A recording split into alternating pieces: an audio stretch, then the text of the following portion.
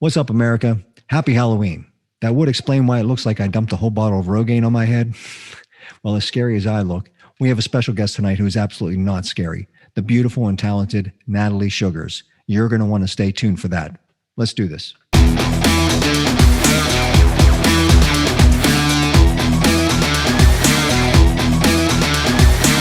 Blabber Brains. And welcome to the Halloween special of the Blabber Brains show. Welcome back, everybody. And we are your hosts, Michael Kadrie over here, as always. And over there, the man in the cowboy attire there. Actually, I'm putting the wrong way. This way here. Darn cameras. The big M, Mark Anthony. I'm already screwing up. I haven't even had that much to drink yet. So I can't say anything with this, the hair in my face. So first of all, this is our Halloween special, so I thought I would don an attire here. But it's probably hard to guess what I am without seeing the full effect. But what do you think? Who am I? I don't know. Some idiot doing a podcast. Well, that's a given, but that's not a Halloween. I mean, no, I'm not Howard Stern either. But, no, that was coming into my mind too. I have no idea. I am a mashup. I am Alice Cooper in chains. For the man in the box, welcome to my nightmare. How about that? There you go.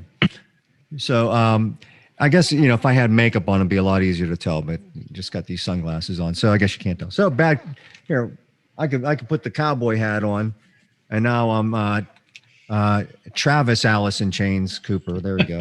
Something.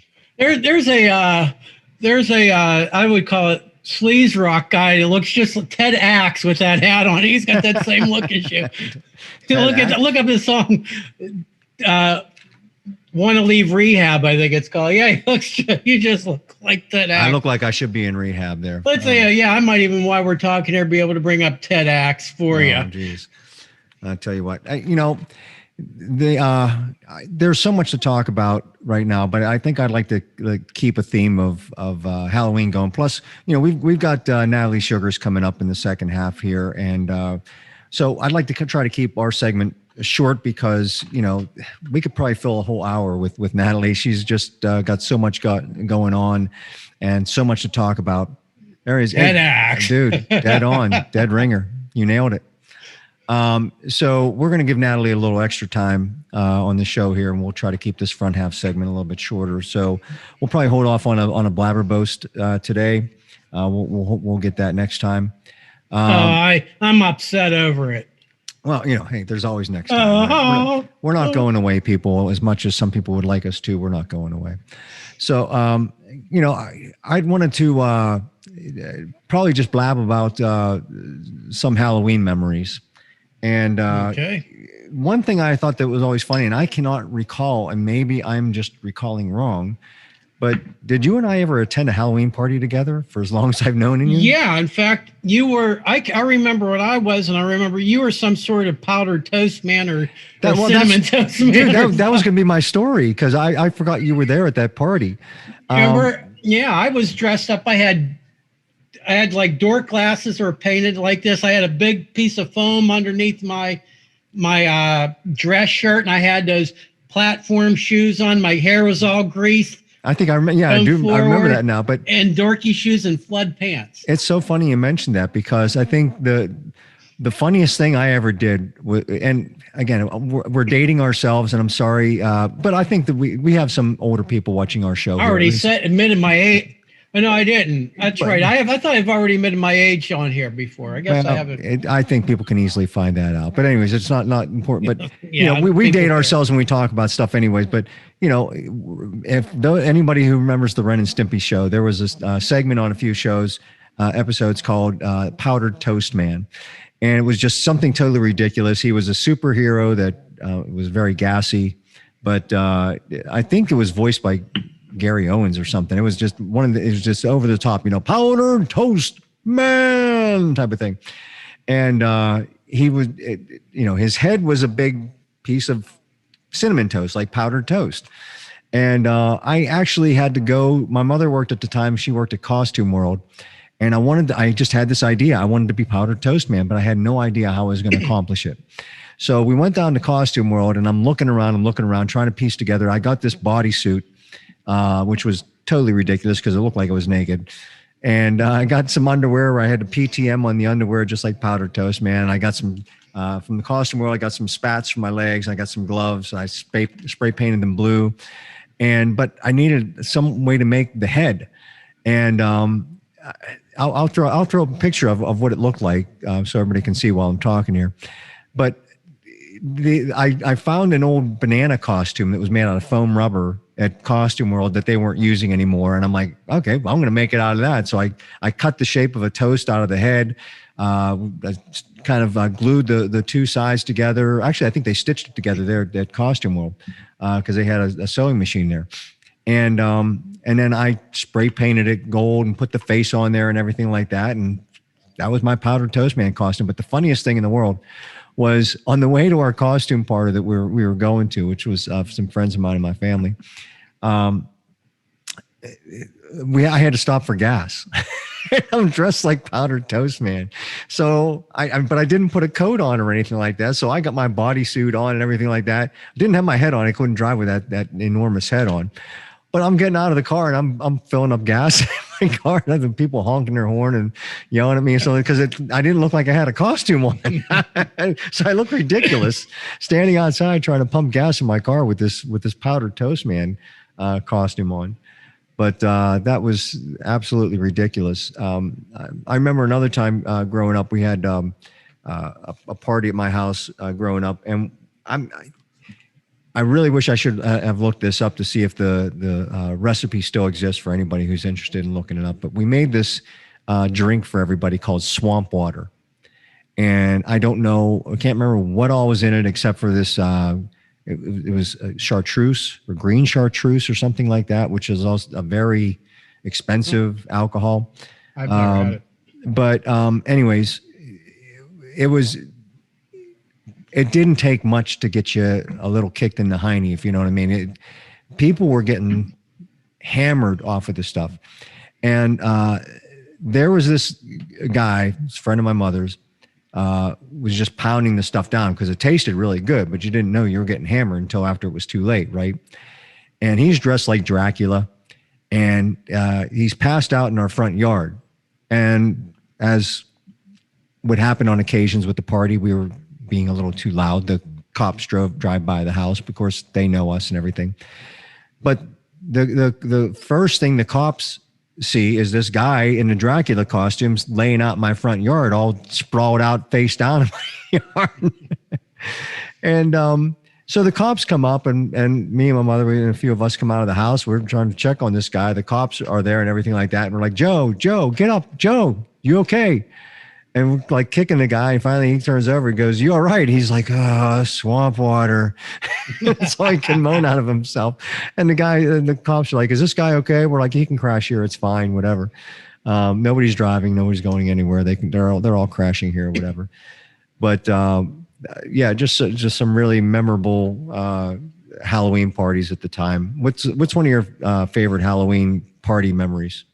Jeez, I got to think about that one. I could tell you the first thing that comes to my mind is the most pathetic Halloween memory. And that was me going trick-or-treating and coming home and watching that stupid-ass Kiss movie that they put out on Phantom of the Park. Halloween night. Yeah, I remember watching it as a little kid. I was like, wow, does this suck? And it wasn't even Peter Chris's voice. He's like, yeah, how about that for my money? He got this high squeaky guy like dubbing his voice in for Peter Chris. It was so funny. That was terrible. Well, I remember being all excited, and I didn't go. I forget there's somewhere else I could have gone to, and I wanted to watch that movie so bad. I actually have it on VHS, believe it or not. I have Kiss Meet the Phantom of the Park on VHS, and I watched it, I don't know, maybe 10 years ago or so, just for nostalgia reasons. It's I can't even call it a cult classic anymore because it never became a classic anything, not even a cult classic, but it was just awesome. So bad.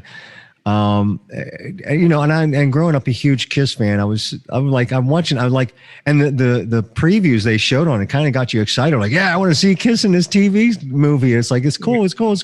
I'm watching, I'm like, what the hell is this?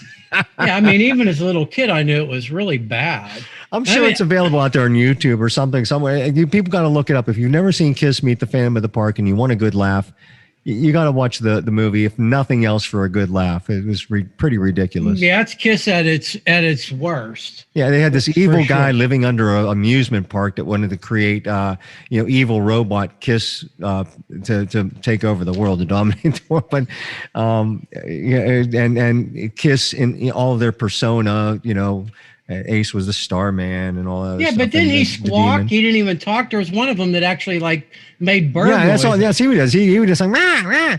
But then Peter Criss had this high pitched voice that like someone was dubbing in or something like that. Or maybe I'm mixing that up or something. I can't remember. It's been too long. But anyways, it was absolutely ridiculous. But I think good for a cheap laugh. If you've got nothing else to do, put in Kiss Meets the Phantom of the Park, and I think you'll be highly entertained. And we're pissing some people off. Like, that's my favorite movie of all time. I don't think so. I don't think there's one person out there that even thinks it's bearable to watch, unless they're a little kid or I don't know. Just want to see Kiss run around. I want to make a prediction that our buddy Mark Petrocelli probably loves that movie. So Mark, I'm sorry if I'm dogging on your boys. Maybe we can make it big. Maybe we need to start talking about it. I think we need to reboot it. I think if we reboot it, Kiss is still around. We can reboot Kiss Meet the Phantom of the Park. I can, probably beef up the script a little bit, make it a little bit better, and have a better version of it. What do you think? Well, it can't be a worse version. No, I would assume anything you would do to it has to be an improvement. You can be one of the ride operators, starting people on. Hey, put your hands down, kids. Something like that. So, anyways, that was absolutely ridiculous. But I'm not sure. Have you found out whether they're having Halloween and trick or treating around your place yet? They're still having it at my place. Yeah, they're having it here from the usual time. It will be on Saturday from 6 to 8, and then from there, a friend of mine's having their bonfire. So I'm going to head over there unless it's raining. So yeah, they didn't change anything. They actually announced it probably maybe 2 months ago, something like that. There was normal hours 6 to 8. And then the next day, of course, it will be dark at 5 o'clock. Yeah, I mean, ridiculous. I know Senator Marco Rubio is actually trying to get daylight savings time. At least somebody in Washington is trying to get daylight savings time changed to keep the hours during the summer, which is actually daylight savings time, permanent. Because who the hell wants it dark at 5 o'clock in the evening? Your mom. She lives in a cave. She lives in a cave. Well, that's what I mean. Those are the people controlling things. What difference does it doesn't matter to her whether it's dark at 5 o'clock or whatever. She doesn't leave her place, and it's dark in her apartment. Who cares? Yeah, I mean, it's bad enough that it's dark in it's already sucks as dark as it is. By the time we start doing this, you remember we've done some of these and it's still daylight outside. Yeah, no, I agree. It's I'm not a fan. I like it later. Hell, they should move the clock an hour the other way here this upcoming weekend, and let it be dark until 10. Move it back again. Yeah, just let's keep it again. I know they're worried about kids in the morning and all that, but walk on the sidewalk and we'll give them a flashlight. These flashlights now versus we were kids, you put these little batteries. They have flashlights on their phones. Yeah, every kid has a phone. They can use a flashlight on their phone for crying out loud. We don't need it to be that light in early in the morning. But it's just the weird thing is the summer hours are the off hours. Like we're moving back to regular time.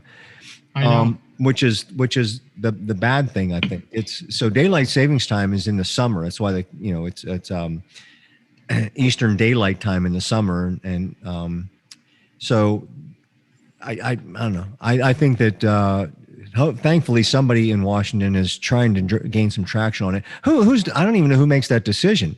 Does Congress make that decision, or do we just decide screw it? We're not changing the clocks back. I have no idea. I think he actually. I'll just be late for everything. I think this year he had a few other people throw their hats into the ring to help, but it's not going to happen this year. But is that a government issue? I'm thinking it's a government issue to say. And it's not I don't know law if states, or anything. I don't know if states are able to. Well, some states don't do it. There's some states in the mountain time or the central that don't participate in it. part of Arizona keeps it where we're going this upcoming weekend, which always, even with my job, sometimes I have to send out a Outlook meeting request to somebody from that region. I got to sit there and play around and figure out how to get it to them at the right time for them and the right time for me. So, right. Yeah, I mean, I just wish they would. I have always felt that, and this Sunday will be depressing when it's dark so early, and when it, you know how it is, even on a warm day, once it gets dark, man, does it get cold, you know? I know. I'm just not a fan. And I like to. You know, you can move out of the cold and go down to Florida, but you can't move into another like place to make it lighter later. Yeah, well, you have to go right near where the time zone changes. So maybe. You're sort of hanging in there. Like there's parts of Florida, like when I in went the Panhandle, down, well, even not that, but years ago, when I went to Florida and I was visiting my cousin and my aunt. My aunt was living in when I came over from Brian's, who was in Naples, it was crazy that it was, because I just drove, you know, I was down there for 2 weeks. I drove and it was staying later about a half hour more than it was up here at that time. So right. You got to get close to that time zone change. You don't want to be in it where you're going into the next hour, but you want to be near there, and right. That would probably be the move. I'm not going to do it, but that would, if I was, that would even be nice, even in the summertime. Well, I mean, you know, in the world full of poll takers, they should at least take a poll. How about taking a poll of the nation to see who wants to keep daylight savings time permanent? I would raise my hand. I would say me. I'm one of those guys. Put me down for a yes. All the old people wouldn't want it. They want to keep it where it was because they go to bed at 7 o'clock anyhow. They don't want to go to bed when it's daylight, and they want to get up at 5 o'clock and they want it to be light. So I just feel like when it's 6 o'clock and pitch black, I feel like I'm like ready for bed already, and I'm like, I mean, you know. The shortest day, I mean, it'll be dark the earliest on, what is it, December 22nd, I think it will be, or 23rd. Yeah, on the winter solstice. Right. And it's like it'll be a 5:15 and it's done. Ridiculous. I mean, it sucks. I'm counting the weeks. Once we start getting closer, 12 more weeks until it's generally like around March 10th, March 12th that they're doing, that they change it. And I can't wait. It's already depressing me thinking of it going into this weekend. And with everything the way that it is out there, there's not as much going on and doing that. And, you know, I don't know. Well, whatever. And I'm going to make a change, baby. I'm just kidding. All right. Well, we'll wrap up this segment here. Also, you know, besides Halloween, we got the dreaded election day coming up next week. So I just encourage everybody to go vote. And if I found out in Pennsylvania and other states, if you've already voted by mail and you're having buyer's remorse over one candidate or the other, you actually can change your vote in Pennsylvania and other states. So if you voted for Trump or Biden and you're thinking, wait a second, I made a big mistake, and you want to change that vote, vote Pazesky. He's a much better candidate. I'm on board with his platform, even though he hasn't officially announced me as his running mate. But I would back him up if he ever. Oh, absolutely! If I win, you know what? I even put on Facebook. I even had a picture of my mail-in ballot right in Pazesky. If you're voting for me, vote early and vote often. Yes, often. Look, people usually. Come on, let's just be honest. They cheat, okay? You're filling out 4 or 5 ballots anyways. You might as well make 1 for your regular candidate and 4 for the big M. That's right. Come on, people, help me out. Yeah, I figured you wouldn't want to be part of this whole thing unless I actually win. And exactly. What's the point?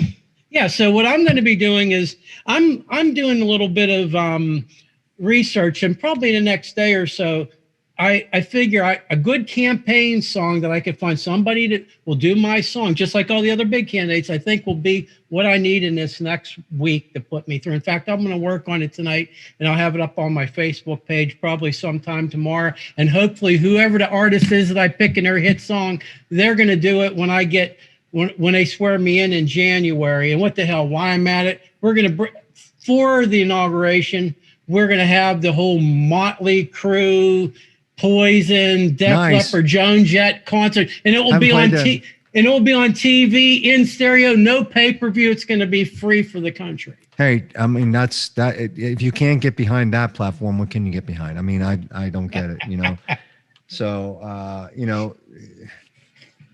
there we go. And drink Sam Adams. Drink Sam Jacko, pumpkin beer, or your favorite red wine, whatever you got going. We wish Look at everybody. TEDx. We wish everybody a wonderful, happy Halloween. If you don't have trick or treating in your area, then eat all the candy yourself. It's absolutely. I won't tell anybody. And vote on Tuesday the 3rd, not on Thursday like some people tell you to do. Don't buy that stuff. It's Tuesday the 3rd. Vote. And for the Big M, Mark Anthony, and myself, we'll be back in a few minutes with Natalie Shugars, everybody. And you're going to not want to miss this, so stick around. Blabber Brains. And welcome back to the Blabber Brains Show, Halloween edition. We got with us now the absolutely fabulous Pittsburgh icon herself, Natalie Shugars. Let's give her a round of applause. We're gonna cue a big applause there. All right. Well, if you have been living inside of a box, if you're a man in the box, as per my mashup costume here, Natalie is very well known around these parts here, Pittsburgh and outside of Pittsburgh as well. But for those of you out of town and living in a cave, Natalie is a national recording artist. She's also an actor and a model, including 3 stints with Maxim magazine. She's a spokesperson. She's a social influencer. She has her own show, Nat Around Town, and a fellow wine enthusiast. Cheers, right? And also a lover of cigars, which is right up mine and Mark's alley there. So, Nat, it's first of all great to have you on the show. You kind of I don't want to say we're raising the bar here with having you on the show. We've had some good guests, but we're raising the bar here having you on the show, so we really appreciate that. Nat, thank you. I mean, it's our pleasure. Trust me. We go back about about 8 years or so, 8 or 9 years, something like that. I first met Natalie at Jeff Tate. I'm not sure if was he doing Queensryche at the time, or was he just doing Operation Mindcrime? Who knows? It was all blended together. I'm not 100% sure, but I think it was Queensryche. I think. Yeah, you look really familiar, so I'm assuming I was there, Mike. Yeah, she had darker hair. Yeah, I mean, I have real hair. I don't walk around with a hat on my head. That would have been out in Greensburg, right? Yeah. That was Queensryche. Yeah. Okay. Yeah. So Rudy Sarzo was playing bass. Yeah, I'm actually having. I think I look more like Rudy Sarzo with this wig on than anything. I don't know. Yeah, you kind of do. I don't know what I'm channeling, but I figured since Jinx has been everyone knows if they follow me on social media that I always do my AM copy slothy, my slothy report with Jinx, and so he's been on tour with me for years. We're inseparable, as you can tell, and so I was like.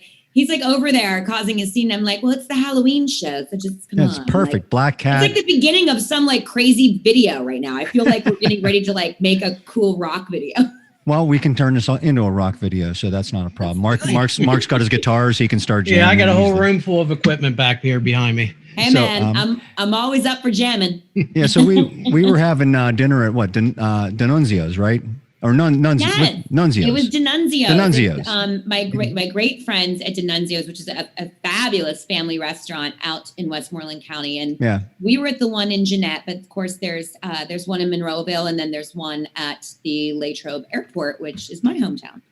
And Mr. D'Annunzio graced us with his presence, and even threw up a "What the hell, Joey" for us.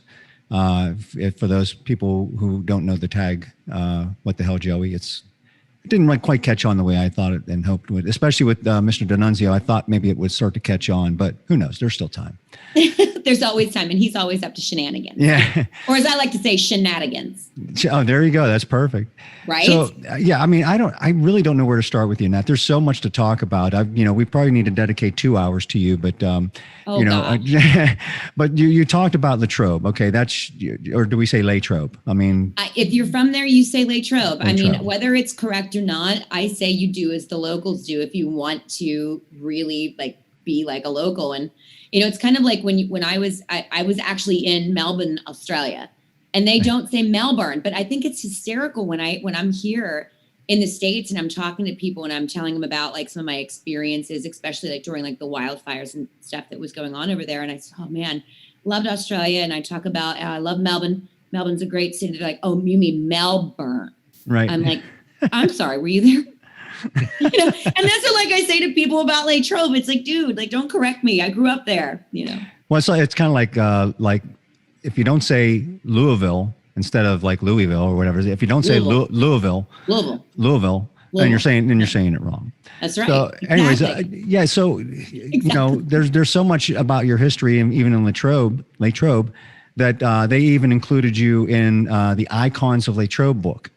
So why don't you give everybody a little rundown, first of all, about the invite to be involved with that and who all you are graced with. I mean, I've seen the edition, but why don't you let the viewers know who all you were in that edition with? Well, I was truly honored to do it. I feel like I should get rid of like some of the costumes. There you so go. That's fine. People That's in fine. the eye. Yeah, and so they can get a good look at your face. There you go. Yeah, right. Exactly. It's like I'm all gussied up.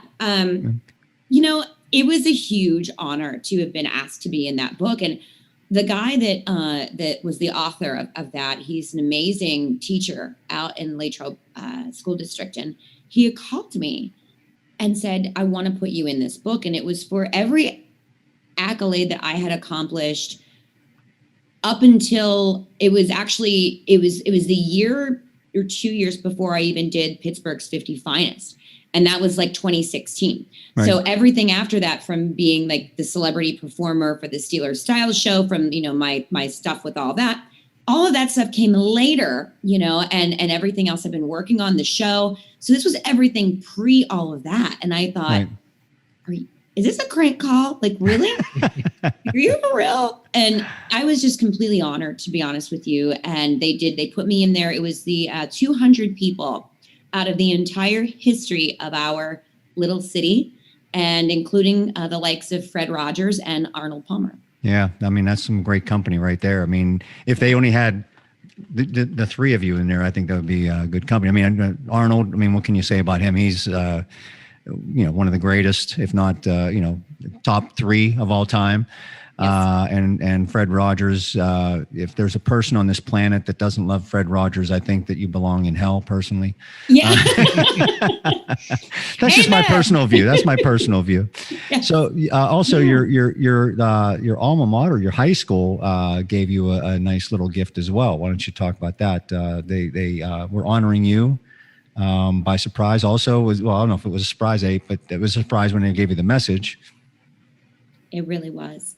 It really meant a lot. And there's a lot of backstory to why it meant so much to me, to be honest with you. And there was an incident that took place. I mean, I had a really not so easy upbringing. And, I've been letting people in on that, on some different interviews that I've been doing. And I've been sharing my story for the first time ever in this last year. And, so I grew up there, and I grew up on the other side of the airport. I always say it's like you got the city of Latrobe and then you got past the airport, right? Mm-hmm. And it's like I was out that way in a single wide mobile home. My parents, they fought like hell, and they had just a terrible marriage, and it was very physical. It was very verbal, and I was this little wee thing, and I was like the ping pong ball, and people don't mean to, but they will bring you in like, she's right. No, tell him he's wrong. It's like, what? And so I didn't really have peace with that. And when I was little growing up, I was always bullied because I lived in a trailer and I was little and tiny. And then all of a sudden, you got, so I never had peace there. And so I found peace in music. And so that's why I turned to locking myself in my tiny little bedroom that my little single bed had to be cut in half to even fit in. That's how like tight this was, right? And I would watch all these people, everyone from Elvis Presley to Mick Jagger, Tina Turner, and then Madonna, Janet, and then later on, with Big Britney and everything when I was in high school. And so I would just lock myself in my room and dance and sing for hours and hours. What I didn't know, I was honing my craft, but I was just escaping, finding solitude and positivity through the world. Entertaining yourself too. And yeah.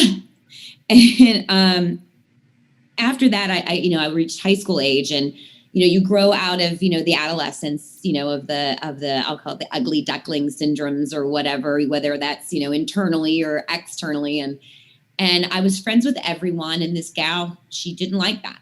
And she had a lot of reasons to, I guess, be jealous of me in her own mind. And it later came out in court as she was charged with a felony and 2 misdemeanors because she attacked me on school property when I was 16 years old. Wow. She broke my jaw in 3 places. She broke my nose. She broke a lot of teeth. She caused enough havoc on my face, which every blow was to my face. And my jaw was wired shut for 8 weeks. I was in the hospital. And my school at the time, it was a completely different ball game. It was a completely different era. It was run by completely different people. And so this is no judgment upon them at this time. But at that time, they did not handle it properly. And it was not a good situation. And my parents didn't know how to handle it properly. They were too busy pointing the finger at each other. And it really sucked.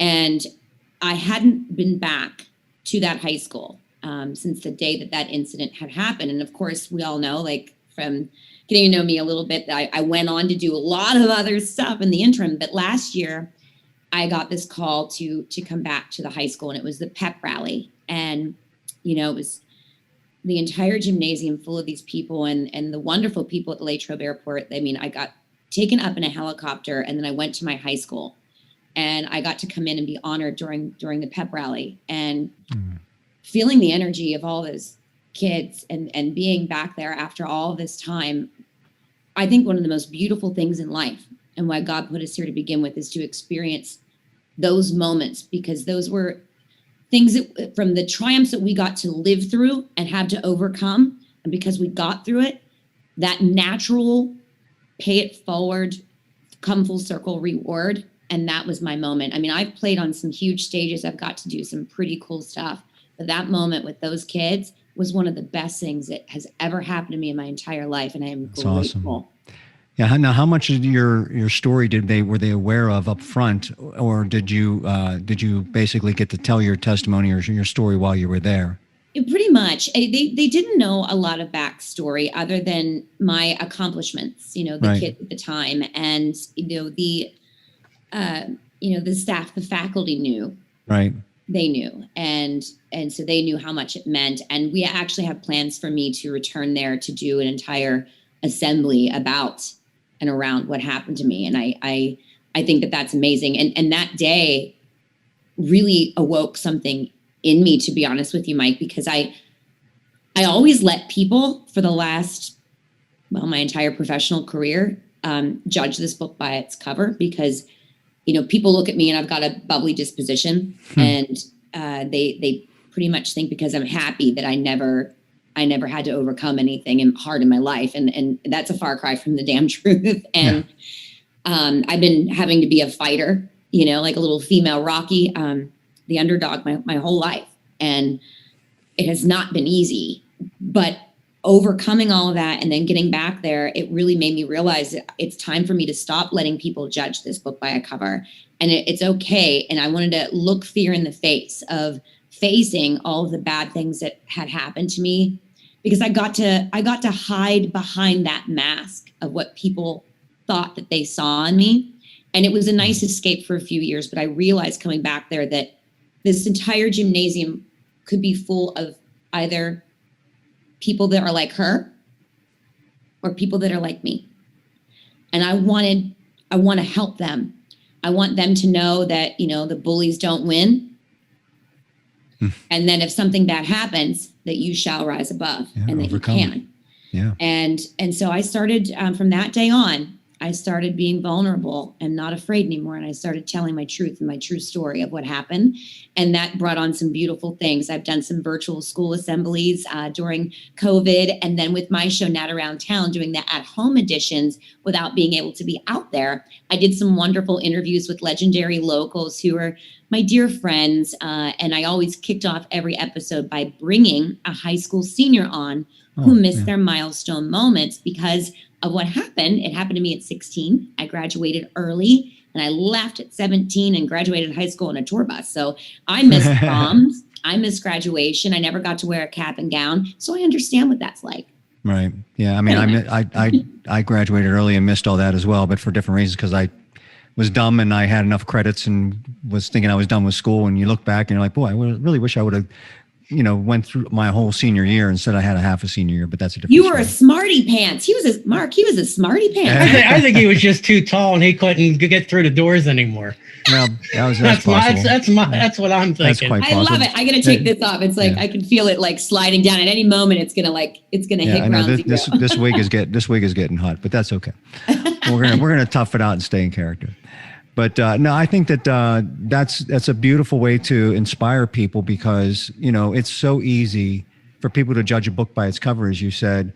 To look at you, see, you're very busy around town. We see your face on billboards, throughout the town. We see you on, the internet. We see you, with the Steelers. You name it.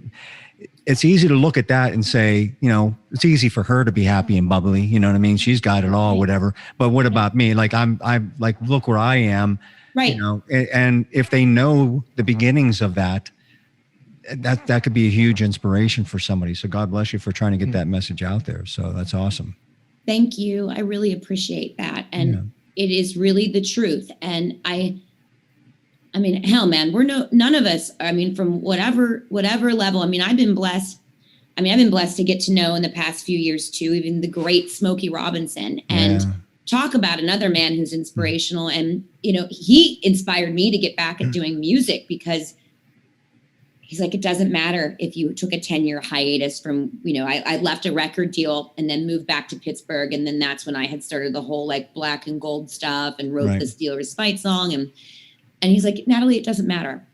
It doesn't matter if you're not 17 anymore, you know, and you can do this. And it's about making a difference in the world and what you leave behind. And I thought, wow, man, like he's right. Yeah, it doesn't really matter it doesn't matter your age or where you're even starting from or continuing. You haven't written the words "the end," right? So as long as you haven't written and that's what your I said. story's Okay, going so on. I'm stripping down to my next costume, because I can't put it on top of this one. So that's okay. I had to wear this shirt. We are always live here, people, and we'll catch everything. So exactly. So I had to wear this shirt. I have, so I live by this, because I'm like, man, if I'm going to go on a podcast with two dudes, which everyone who knows me, like, I'm probably more like, I'm such like one of the guys, you know what I mean? But I had to wear I found this in the archives of my closet, and it's like, whatever boys do, girls can do better. Well, that's been proven time and time again, right? And especially, But it's great. I got this shirt because I wore it in, it's when we threw my photographer in Charleston, South Carolina, when we threw his bachelor party, because his wedding party was me and my other model friends, because that's what we did. So, well, Leslie, since you were touching on your music a little bit, I want to talk about not necessarily how you got into doing music. Obviously, everybody has their own beginning, because if you're talented and you can sing and you can write and all this other stuff, that's just a passion for everybody to get into it, doing it that way. But let's talk about where you've your latest chapter here and this new album you're putting together, because as I was talking to you, you said it's been taking a while to put all the pieces together. But Veni Vidi Vici. I'm not Italian. Veni Vidi Vici. Veni Vidi Vici. Okay, so I got to get my Italian going. Veni Vidi Vici. There you go. And which translates to something about loving life or something like that. Not loving life. What is it? Living life? I came. I saw. I conquered. Okay, there you go. I speak Spanish, which you would think I could translate that to Italian, because they're very similar. But I love Italian food, though. It's my favorite food. I will say that. So, hey, paisan. Yeah, it's my favorite food, and it goes well with red wine. So doesn't it though? So you got 2 songs released now, or 4? I did 4. Okay. So name them. You got "Cry Like Memphis." "Cry Like Memphis" is the latest one that I just released. Right. You got. Before that was "Red Light." Okay, you got go ahead. "Arcadian," "Melt Away," and then my first one was "Burn It Down." I remember "Burn It Down." I remember when you released that. So talk about the differences in these songs and what is different about now versus maybe when you first started doing this stuff. And I know you've been involved. I mean, we had Joe Marini on the show and you guys did the whole like Vegas act type of thing, which I'm sure was a lot of fun, but I'm sure this is completely different. You're going, this is, I wouldn't call it pop or adult contemporary. I'd call it somewhere in between. It's more like human, it's just a human inspiration of music. And because it's a blend of a few different things. So how would you describe it? Thanks. And it kind of is. I mean, you really hit the nail there, man. Like there's a lot of it. You know what? It's just me. I think, to be quite honest with you, I think I got really pissed off. Like 11 years ago, I had a record deal, and I love my producers so much, actually, from Atlanta, and, you know, for believing in me. And I had this great team of people, and it was a different era. I mean, it was 11 and a half years ago, and country music at the time sounded completely different than what it does right now. Okay. I mean, completely different. Yeah. And I had grown up being a rock and roll or a pop. I love bubblegum pop from the 50s. Like I'm a huge Elvis doo-wop like person. Right. Then the 70s, like the Rolling Stones. I mean, I'm a big Mick Jagger. And then the 80s, I'm Madonna, Tina Turner. And I just love the pop music of the 80s. Cause I mean, in my opinion, like I think it's still the best music ever. And, you know, Def Leppard, you know, I remember rocking in the car seat when my mom was playing Def Leppard. It was great. Yeah, Mark and I lived through those. I wish we played it. Yeah, we played it and we lived it. I love it. Listen, I used to do Pour Some Sugar on Me in Vegas when I played with my band. It was my theme song. It was great. I used to come out. I still have the outfit in my closet. It's this tattered up British flag T-shirt and these acid washed, like torn up jeans. It was awesome. But it's probably Pour Some Sugars on Me. That was probably pour some sugars on me. But you know, so. It really, when I was there in the studio, they were really pressing to, because it was very marketable, and because I had to live from paying my bills from being a grade A cover singer. I mean, I played on the big stages of LA and Vegas. I mean, House of Blues. I mean, I was with the house band, the House of Blues. I mean, basically in the cover world, cruise lines. I mean, I was at the top of the cover game. Nice. So either I was going to keep doing that or I was going to get signed. And I was very young at the time. So here comes the record deal. So, and I loved them so much. And because of my mama, when I was a little girl, we used to be in the kitchen and we sang everything from Tina Turner to Carly Simon to the Judds. So because of that, and because with two things: A, my grandfather, who I loved and idolized, was from Florida, and B, because I moved out at 17 and I spent my entire adulthood outside of those stints out west, living in the South. So when I came to Atlanta and I got my record deal and bounced between Atlanta and Nashville, they were like, oh, well, this girl can sing with a Southern twang, because when she is relaxed, I've lost it now being back here 11 years, but I still, there's certain things I say that are very Southern. Right. And so anyway, they're like, let's make her and shop her to be the younger, sexier Shania Twain. And I loved that and I enjoyed it because it's what I had worked hard to achieve, but something didn't sit right with me. But that's where Cry Like Memphis came to me, because it was a song I actually did not write. It's the only one on my album that I did not write, but it spoke to me because of my childhood idol that when I heard it, I just was sobbing and I had to do it. But so I had this entire team behind me, and it was like that movie. It was like Forrest Gump. I call it my Forrest Gump moment. It was like, I was running, you know, I'd been, from 17, I had been, House of Blues. I had toured up and down the East Coast. I'd done cruise lines. I was in Vegas. I did LA. Now a record deal, and I'm still going. I'm going. I never had a break. Right. I never got to be a kid, man.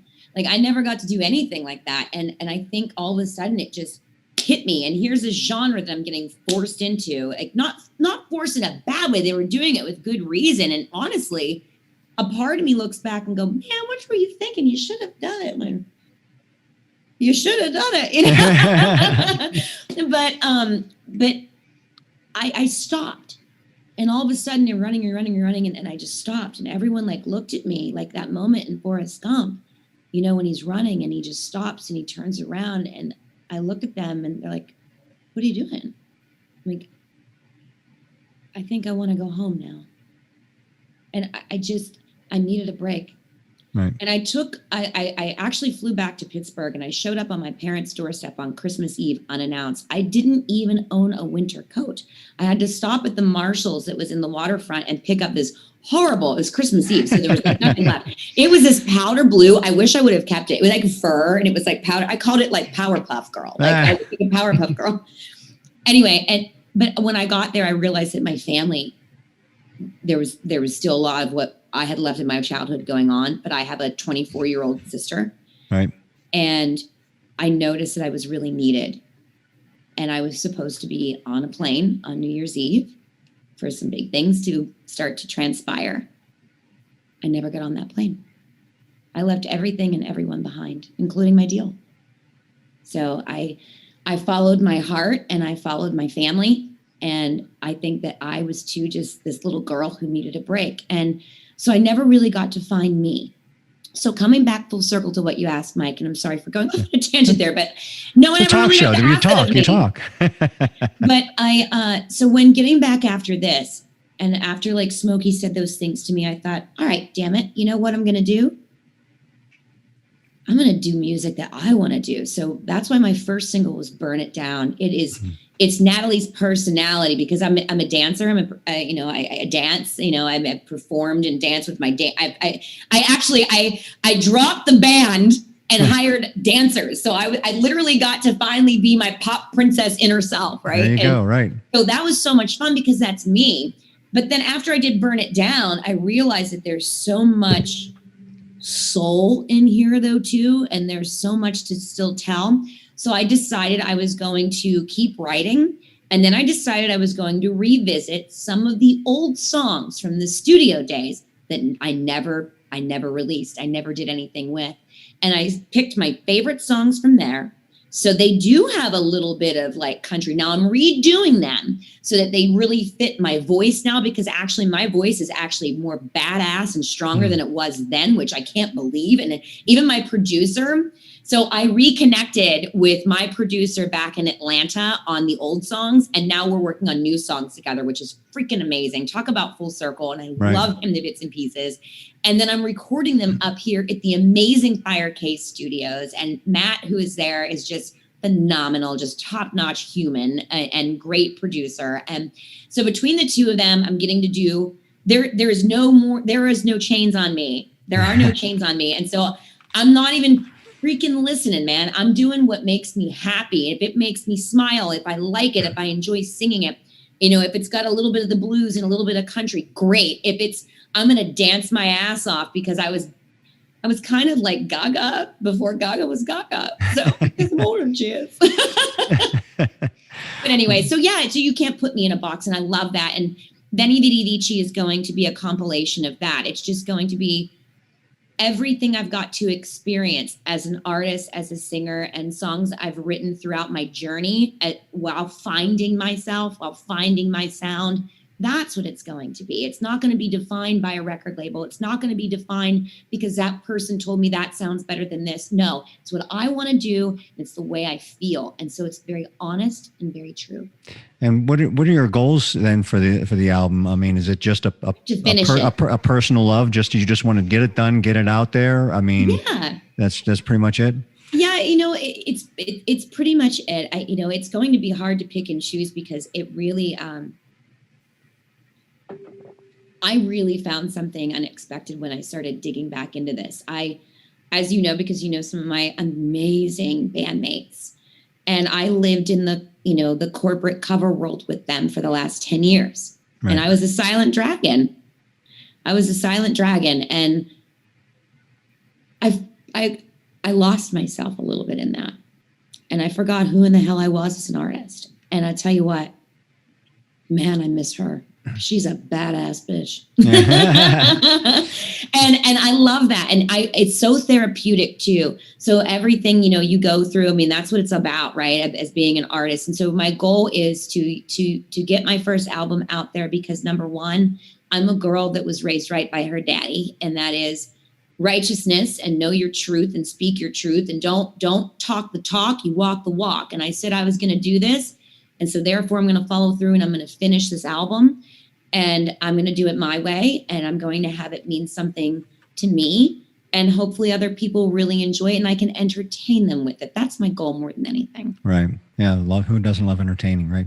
Yeah. Mark's in the midst of reinventing himself too with a little bit of country rock. We got to hook the two of you up for a song sometime or something. Yeah, we should totally do it. I love collaborating. I just did it was not even 2 months ago. I have a Facebook page. I have about 2,600 people following me, starting from nothing. I don't rely on my past or anything. I just started all over again. No gigs yet, anything like that, and went from 36 people to 2,600. But there's a song that there's a song that I wrote about a year ago, and it's about two people. One that I actually know, and I'm starting to get to know better now, who has cancer. Beautiful woman, had a good growing up, but somebody who went through a horrific experience when she was 22 years old. I think she was 22, somewhere around that age. And I wrote it about what would I say to somebody like her or this other person I met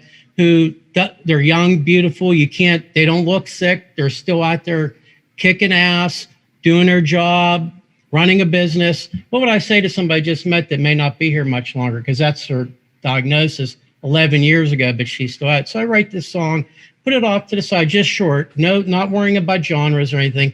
2 months ago, I'm flipping through, I have a pile of ideas and stuff. I'm like going through it, and I saw that she was having she had to get back into chemotherapy. I saw on Facebook, and I'm like, you know what, let me fix this up and record it. And so I just took my phone with a microphone and a $35 preamp that runs off of a 9-volt battery, and I record this song.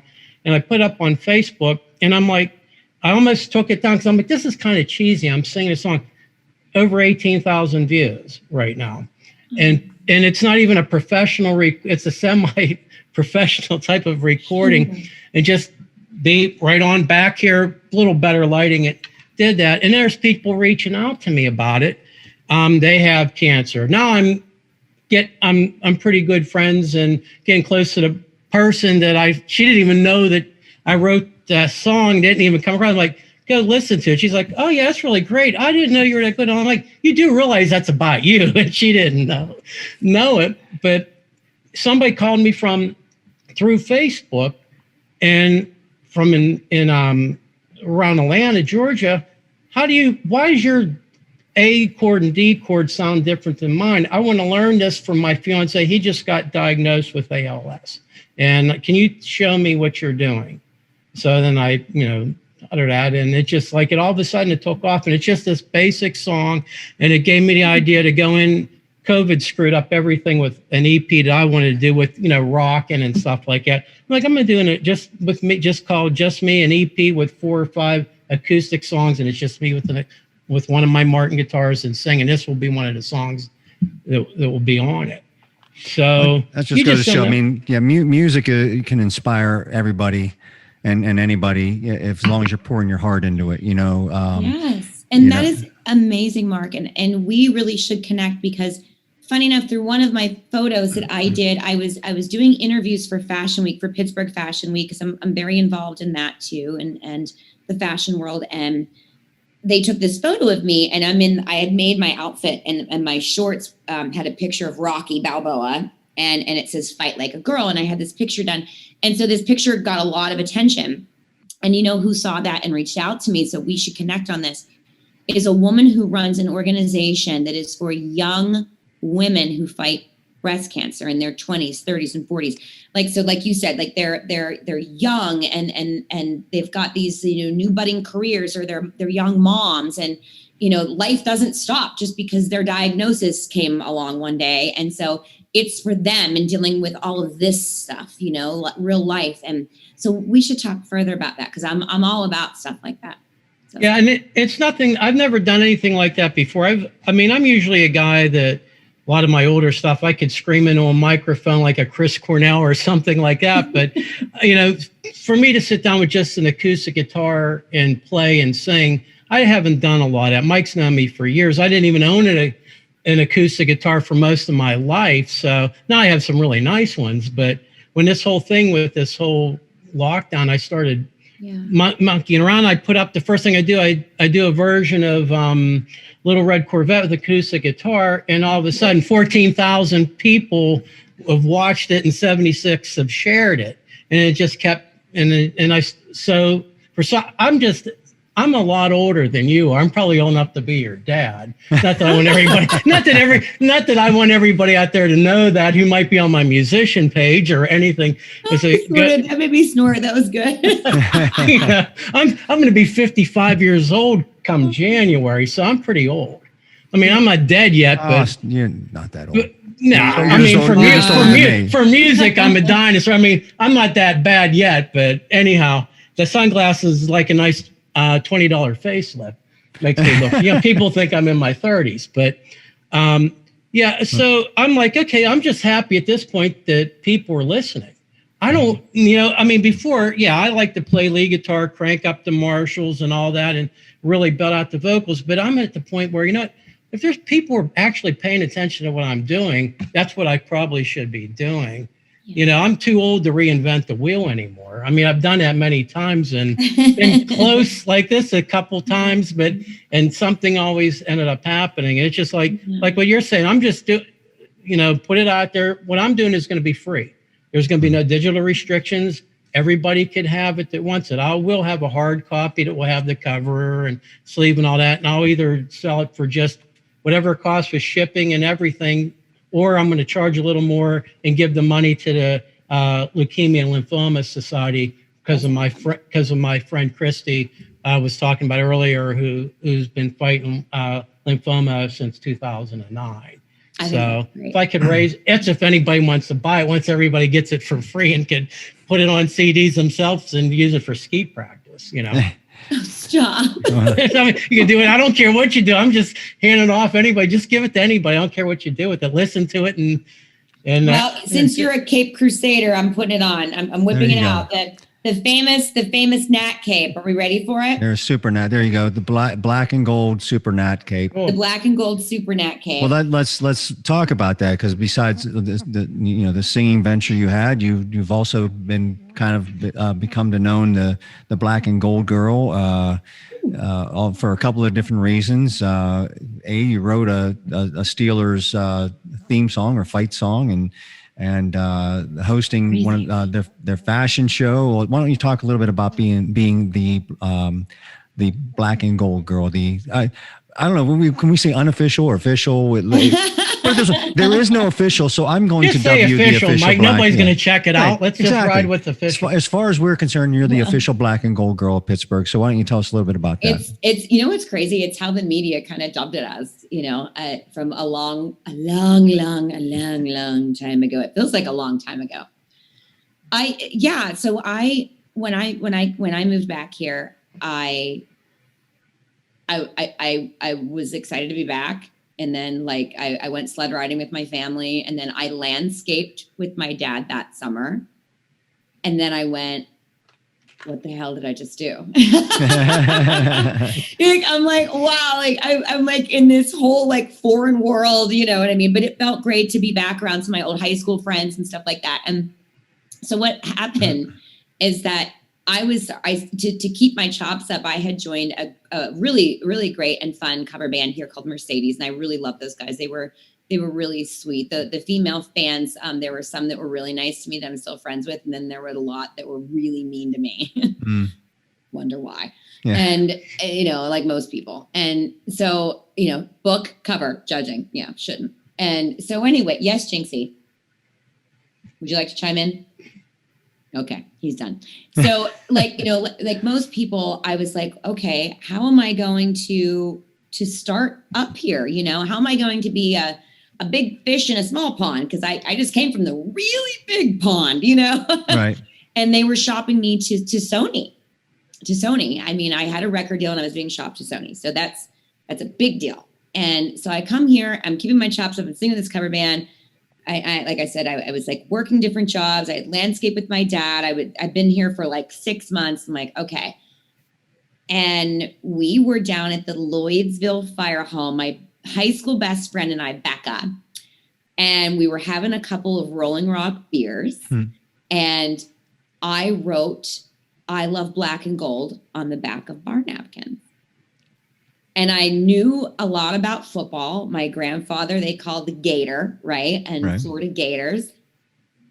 And then, so between him and my dad growing up, I mean, in Latrobe, it's almost like mini Texas. It was all about, faith, family, friends, and football.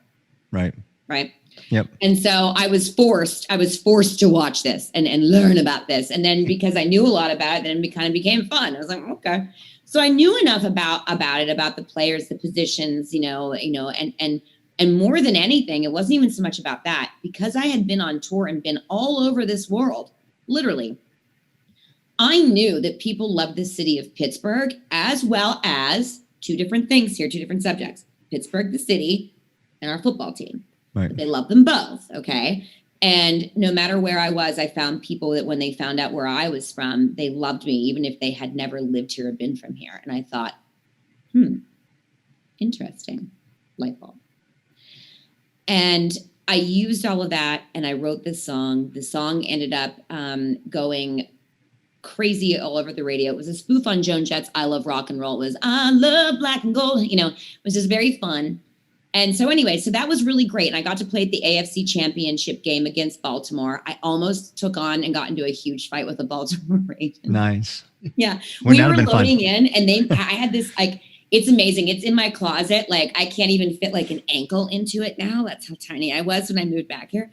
But it was like the cutest thing. I had like Steeler patches on my butt. Like, it was really cute.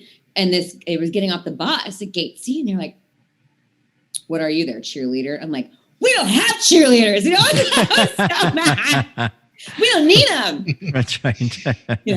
Anyway, so that was like a lot of fun. And so from there, then a lot of things, transpired from that. But what's really cool is I got to do an episode and co-host an episode of the Jerome Bettis show, the OT with the Bus show, with Albie Oxenreiter and my buddies, Albie Oxenreiter and Richie Walsh. And I just talked to Richie a little bit ago about doing cigars and stuff with him and catching up, because it's been a hot minute. And Jerome, right? And Jerome is great. And so we did this bit on the whole Black and Gold girls thing. And from there, it was, just kind of just talked about with me. And, it was always this little thing that I did. And then the Latrobe Locals book came out, and they really, honored that portion of my career in that, because I was the first girl to ever do it. It won Best Fight Song of the Year with ESPN. That was cool. Yeah. And then from there, I was sweeping. I'll use a Pittsburgh term, sweeping. I was sweeping my kitchen floor on like a random like Saturday afternoon, and my phone rings, and it's this phone number that I didn't have in my phone, and I answered, and, "Hi, honey, it's Greta," and it was Greta Rooney, and wow. So they had me rewrite the song so that it would be evergreen, no players in it, and something that smart, really lasts. And I had already been working on that with the one and only, the amazing Joe Monroe, one of my best friends. I just love Joe. I mean, my family, my biological family, clearly there's been some ups and some downs there. So my band family, I have always latched on to. So Joe Monroe, Joe Marini, Nick DeBattiste. Nick DeBattiste is my emergency contact, my guitar player. He's my, literally, if you go in, like if something happens to me, I'm in a car accident tomorrow, it's called Nick DeBattiste. Right. So I love my band family. So he helped me put it together, and they asked me to be the celebrity performer for the Rock Steelers style fashion show. And it was to honor, from the year prior, it was to honor the late Dan Rooney. And I love Dan, and from getting to be at some of the games and be like on the field, and they always say like a trip to Heinz Field with me is like a trip to the zoo. Like I'm on the field, then I'm in the tunnel, then I'm up in the thing with Smokey, then I'm gonna go for my girlfriends are like, it's like a trip to the zoo, But I was very honored to do that and to do it for Dan, because I've got to meet him, and he was just such a wonderful guy and a wonderful man. And we were in rehearsals, and I remember getting to tell Greta, her thank you, because their family, outside of like all the music stuff, football and the Pittsburgh Steelers team really represented that come from grit, rise into grace, inspirational, blue collar story of resilience and perseverance in which I had to grow up in. Right. And they led the way. And I never let Pittsburgh leave my heart. And a lot of what the Steelers organization represented was a part of that heart and that soul of mine. And so to get to sit there with her, and she's so sweet. She's one of the nicest people you'll ever meet. And for her to give me this great big hug. It was really beautiful to get to, to say thank you, because her family really inspired me to keep going and to do all those things, to be like them. And, I explained Pittsburgh to people, who love the Steelers. I said, to bleed black and gold, I said it means more than just the game of football. It means overcoming. It means resilience. It means perseverance. It's a way of life. I mean, the way that our team came along in the 70s and saved our asses as far as being positive and having something to look forward to when all else around us was falling down. And I mention this because life is that way now, and we're 6-0. Just saying. So God is a football fan, and he is a Pittsburgh Steelers fan, because when times are low in Pittsburgh and the world and things are looking grim, we rise. Amen. Anyway, but I got to do that, and I got to be the celebrity performer for that, and it was so great. And I got to do it with Santonio Holmes, who's such a great man, right? He's so much fun, and Jerome. And the best thing is we're backstage. This is really great. So we're backstage. We're getting ready to kick off this show, and and they were all like, "Okay, Natalie, like, this is a really big moment. Like, no pressure. It's just Art and Greta Rooney saying, Natalie, we need to get everybody up, get them all up, get them waving their terrible towels, okay? Right. All right, and then also we need you to round up and keep Santonio and Jerome in check with you, so that you guys can all mesh up at the end and do this big thing, because the entire stage AE is going to go black, and then behind you is going to be this big, the Irish cloverleaf for Dan Rooney. Right. No pressure. No, on the spot choreography. Yeah, none.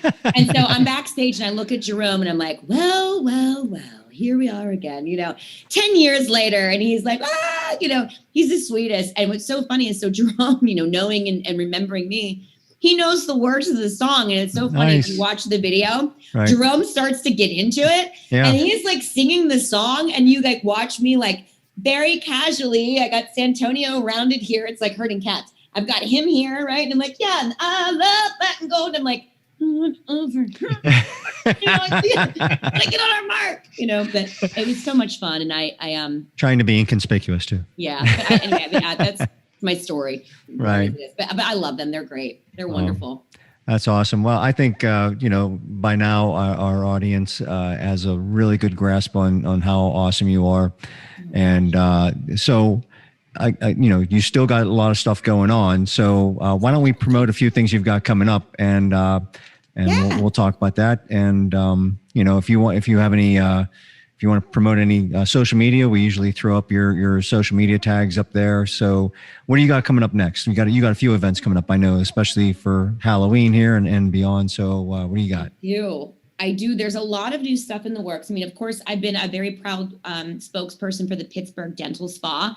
You see my big beaming face alongside the Parkway. And I've been off of it for like the last 8 months or 6 months, because I've just been so busy. I haven't had time to get with them to do a new one, but I have now. And so we're going to do a big Get Your Smile On campaign. So look out for that. One of them, you were hiding in the trees, weren't you, at one point in time? So maybe they didn't know it was you or something. Yes. It's like, are you hiding from the dentist? Do you know what's funny about that, Mike? I took that picture in the tunnel of PNC Park. Oh, yeah. I did. And they brought in like these two like palm trees. And right. Like, yeah. That's funny. And things that people don't know.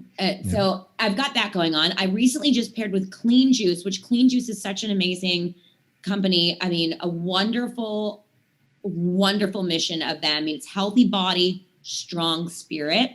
So I love them. I love getting to me, it's healthy body and healthy mind is really important, especially in crazy times like this and stressful times. So So I love Clean Juice. So I'm very excited to be kicking off all the campaigns with them. I most recently paired with the CBO, which is the Caribbean Baseball Organization. Yeah. And I haven't even, this is like going to be the first little teaser of this.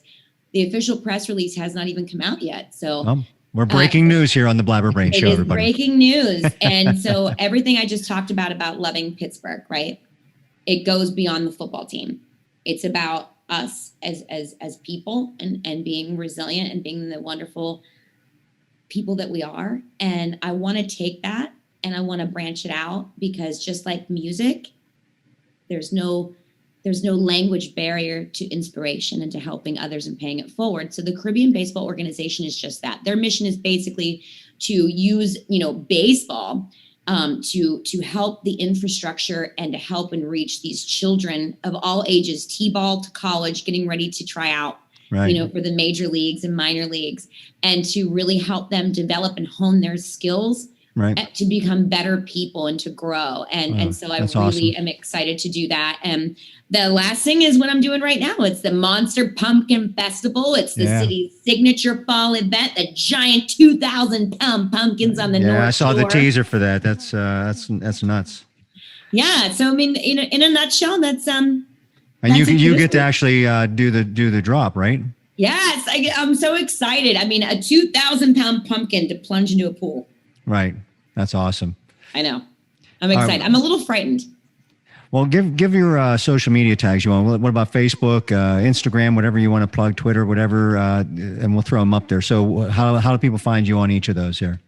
So I've got my fan page on Facebook is Natalie Shugars PGH. So at Natalie Shugars PGH. Right. And then it's at N Shugars on Instagram. And then, of course, my website is Natalie Shugars with an H, SHUGARS.com. Awesome. Well, Natalie, I tell you what, this was a great chatting with you. And again, thank you so much for coming on. And, we wish you nothing but the best with your career and, everything that you want to get involved with, because you deserve everything that you got coming to you. So, absolutely. And we know that's going to be a lot of great things. So God bless you. And, hopefully we'll talk again real soon. So for the big M over there, Mark Anthony, and for Natalie Shugars, this is Michael Kadrie and the Blabber Brains Show. And we'll see you next time, people. Thanks, guys.